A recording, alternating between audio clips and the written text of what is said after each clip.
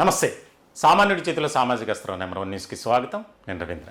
ముందుగా కూటమి ప్రభుత్వం పెద్దలకు సామాన్యుడి చేతిలో సామాజిక అస్త్రం నెంబర్ 1 న్యూస్ తరపున ప్రత్యేకమైనటువంటి ధన్యవాదాలు తెలియజేస్తున్నాం.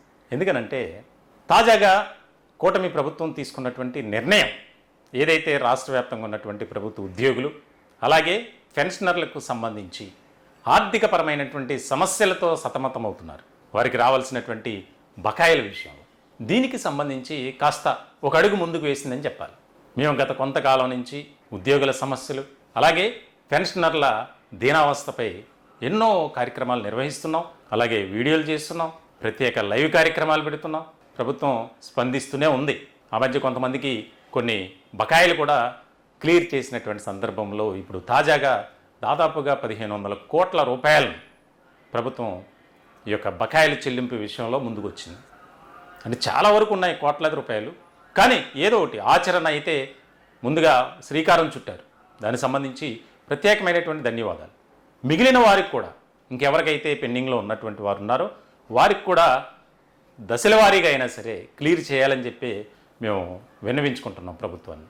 దీనికి సంబంధించి అంటే కూటమి అధికారంలోకి రాకముందు అంటే ఎన్నికల సమయంలో ఏ రకమైనటువంటి వాగ్దానాలు చేసింది, ఎలాంటి హామీలు ఇచ్చింది అనేది ఒకసారి మనం గుర్తు చేసుకోవాలి. ముఖ్యంగా ఉద్యోగ అలాగే పెన్షనర్ల వర్గాలకు సంబంధించి మీకు కూటమి అండగా ఉంటుంది. గత ప్రభుత్వం అంటే వైఎస్ఆర్సీపీలో ఈ యొక్క వ్యవస్థలన్నీ అస్తవ్యస్తం అయిపోయాయి, నిర్వీర్యం చేశారు. ముఖ్యంగా ఉద్యోగ ఉపాధ్యాయ అలాగే పెన్షనర్లకు సంబంధించి మీరు మాకు ఒక్కసారి అవకాశం ఇవ్వండి, మేము అధికారంలోకి రాగానే మీ బకాయిలన్నీ క్లియర్ చేస్తాం. దీనికి సంబంధించి ఏదైతే ఐఆర్ మేము రాగానే ప్రకటిస్తాం, మధ్యంతర భృతి, అలాగే పిఆర్సీకి సంబంధించి తక్షణమే ఒక కమిషన్ ఏర్పాటు చేస్తాం, నియమిస్తాం అన్నారు. అది లేదు, ఇది లేదు, ఐఆర్ లేదు, పిఆర్సీ మీద అసలు ఇప్పటి వరకు నిర్ణయమే లేదు. దానికి సంబంధించి ఉద్యోగ వర్గాల్లో కానీ ఉపాధ్యాయ వర్గాల్లో కానీ పెన్షనర్ల వర్గాల్లో కానీ తీవ్రమైనటువంటి అసంతృప్తి, వ్యతిరేకత అది పెరుగుతూ వస్తుంది. ఇలాంటి క్రమంలో ప్రభుత్వం కాస్త సానుకూలంగా స్పందించింది అని చెప్పొచ్చు. సంబంధించి కొన్ని కోట్లాది రూపాయలు విడుదల చేసింది అంటే ఎంతో కొంత కనీసం ఒక 10% వారికి న్యాయం జరుగుతుంది. అలాగే మిగిలిన వారికి కూడా ఒక ఆలోచన చేసి పెండింగ్లో ఉన్నటువంటి వాటిని విడుదల చేయాలి. వారు కోరుకునేది అదే, వారు వేడుకునేది అదే. ఇక ఏదైతే కొంతమందికి మా అకౌంట్లో డబ్బులు జమ అయినాయి సార్, జీపీఎఫ్ సంబంధించి ఏపీజీఏఎల్ఐ అలాగే మెడికల్ రియంబర్స్మెంట్ కొంతవరకు పడ్డాయి, ఇంకా మాకు రావాల్సినవి ఉన్నాయి. కానీ నిజంగా ఈ ప్రయత్నం ఏదైతే కూటమి ప్రభుత్వం స్పందించడానికి నెంబర్ 1 న్యూస్ ఛానల్, మీ ఛానల్ ఎంతగానో కృషి చేసింది. దానికి ప్రత్యేకమైనటువంటి ధన్యవాదాలని కాల్స్ చేస్తున్నారు. పడినటువంటి వారు అమౌంట్ ఎవరికైతే అకౌంట్లో పడ్డాయో వారంతా కాల్స్ చేస్తున్నారు, మెసేజ్లు పెడుతున్నారు, వీడియోలు పంపిస్తున్నారు.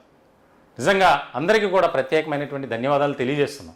ఎందుకంటే మా ఛానల్ పట్ల మీకున్నటువంటి ఒక నమ్మకం.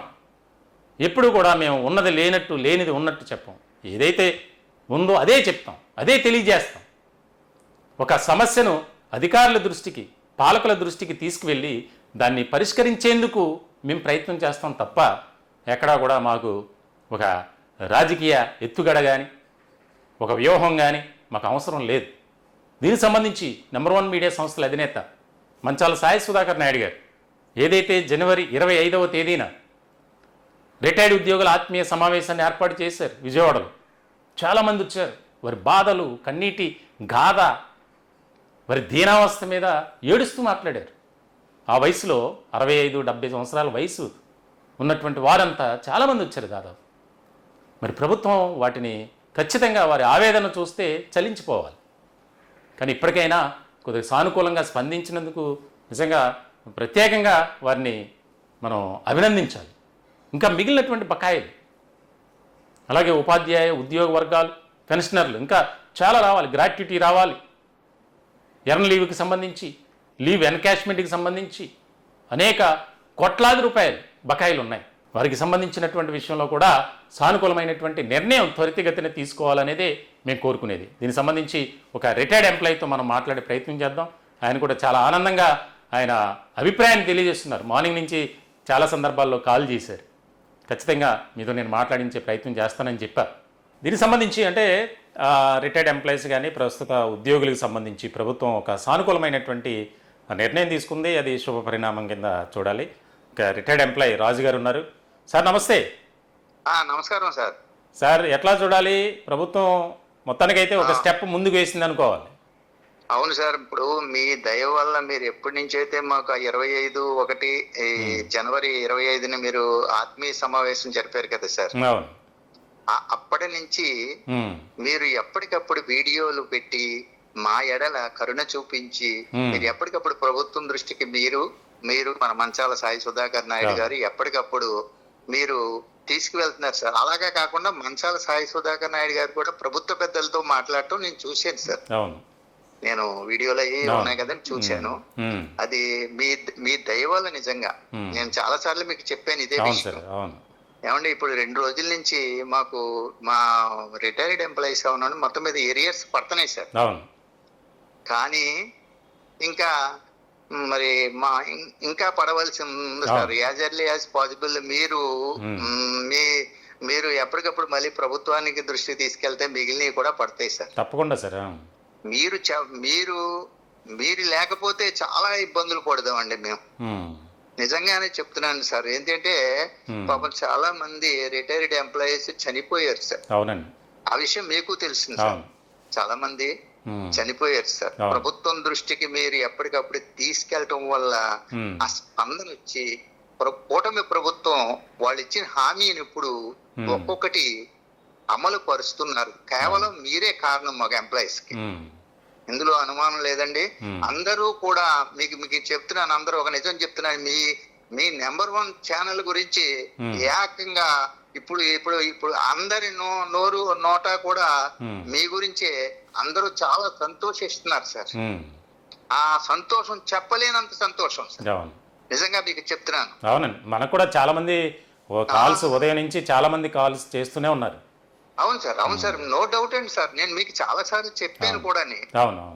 ఇందులో అతిశయోక్తి లేదు సార్, ఉన్న యథార్థం సార్. చాలా బాగా మీ వల్ల ప్రభుత్వం స్పందించి వరుసగా వేస్తున్నారు సార్. కానీ ఇంకా పడాలి సార్. అవును సార్, అవును, రావాలి, ఇంకా పడాలి. మీరు ఇంకా మా ఎడల మీరు యాజ్ ఎర్లీ యాజ్ పాసిబుల్ కొంచెం ఇప్పించేలాగా మీరు ప్రయత్నిస్తారని, మీరు ప్రభుత్వం దృష్టికి తీసుకెళ్తారని నేను మనస్ఫూర్తిగా కోరుకుంటున్నాను సార్. కానీ కొన్ని మాత్రం ఈ వీడియోలు వస్తున్నాయని కొన్ని ఛానల్ ద్వారా నేను అనొచ్చు కానండి, అవన్నీ 100% ఫేక్ మెసేజ్లు సార్. అదే వాటి మీద కూడా నేను ఒక వీడియో చేశానండి రీసెంట్ గా. అదే మీరు ఉన్నారంటే ఒక 1% కూడా ఫేక్ మెసేజ్ లేదండి మీది.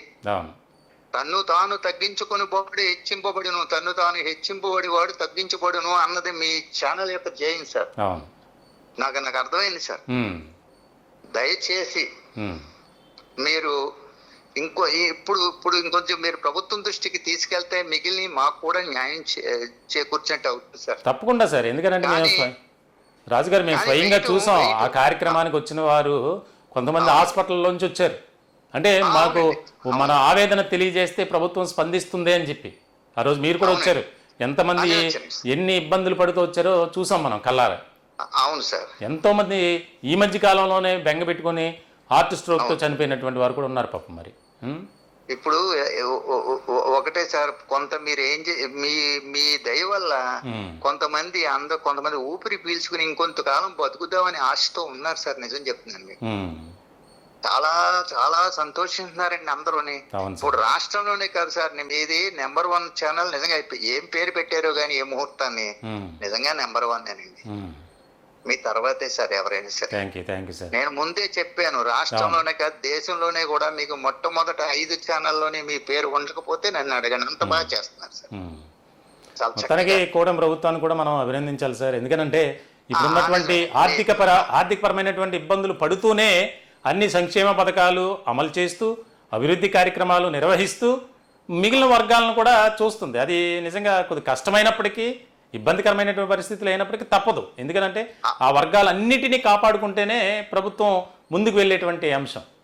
మీరు చక్కగా చెప్పారు. ఎందుకంటే చెప్పరు, మీ ద్వారా కూటమి ప్రభుత్వానికి నేను ధన్యవాదాలు చెప్పుకుంటున్నాను సార్. నిజం మీరు అన్నది. అవును ఇప్పుడు మీరు మాట్లాడారు చూడండి, 100% యథార్థం సార్ అది. అవును. కూటమి ప్రభుత్వం ఉమ్, ఎన్ని మీరన్నట్టు అనేక సంక్షేమ కార్యక్రమాలు, అనేక ఆర్థిక ఇబ్బందులు అవును. ఉన్నాయండి. అవును.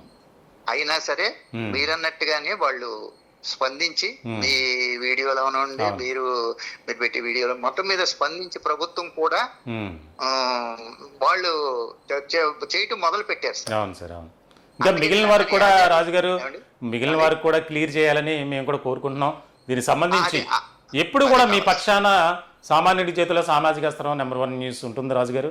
మన వాళ్ళందరికీ చెప్పండి. ఎందుకంటే పాపం చాలా మంది అధైర్యపడుతూ నిరాశ నిస్పృహలో ఉండి వారు నిజంగా చాలా బాధాకరం వాళ్ళ గురించి చెప్పాలంటే. ఇప్పుడు మంచానికి పరిమితమై అసలు మేము కనీసం మాకు వచ్చేటువంటి బెనిఫిట్స్ మేము చూస్తామా అని చెప్పి మాకు కాల్ చేస్తున్నారు. మా చైర్మన్ గారితో పదే పదే ప్రతిరోజు ఎంతోమంది మాట్లాడుతున్నారు. మరి ఈరోజు అటువంటి వారికి అకౌంట్లో పడుతున్నాయి. దీనికి సంబంధించి ఎంత వారు ఆనందం అనేది మనం మాటల్లో చెప్పలేం. అవును సార్. రైట్ రాజు గారు, థ్యాంక్ యూ మీ అభిప్రాయం తెలియజేసినందుకు. మీకు కూడా ధన్యవాదాలు సార్. ధన్యవాదాలు. Thank you sir. Thank you. ధన్యవాదాలు sir. Thank you, sir. Okay sir. Thank you very much sir. మొత్తానికైతే కూటమి ప్రభుత్వం ఇంకా బకాయిలు చాలామందికి ఉన్నాయి. వారికి కూడా ప్రాధాన్యత క్రమంలో వారికి విడుదల చేస్తే, వారి అకౌంట్లో జమ అయ్యేలాగా చూస్తే అది ఇంకా హ్యాపీగా ఉంటారు ప్రతి ఒక్కరు. ఎందుకనంటే ఈ రాష్ట్ర ప్రభుత్వంలో దాదాపుగా 25 సంవత్సరాల పాటు సర్వీస్ చేసినటువంటి వారు రిటైర్డ్ అయ్యి ఇప్పుడు ఇంటికి పరిమితమై, కొంతమంది అయితే అనారోగ్యంతో బాధపడుతూ వారు చాలా చెప్పకూడదు, వారంతా దీనావస్థలో ఉన్నారు. ఎంతో బాధలు పడుతూ కనీసం ఎవరిని చేయి చాపి ₹1 అడగలేనటువంటి పరిస్థితి. అలా అని చెప్పి ప్రభుత్వం నుంచి రావాల్సినటువంటి వాటిని తీసుకునే పరిస్థితులు ఉన్నారా? రావట్లేదు. మరి అటువంటి వారందరికీ ఇది ఒక గుడ్ న్యూస్ అనే చెప్పాలి. ప్రభుత్వం ఖచ్చితంగా మిగిలినటువంటి బకాయిలు ఏదైతే ఉన్నాయో వాటిని కూడా కనీసం దశల వారీగా ఒకసారిగా రిలీజ్ చేయమని వారు కూడా కోరడం లేదు, మేము కూడా చెప్పడం లేదు.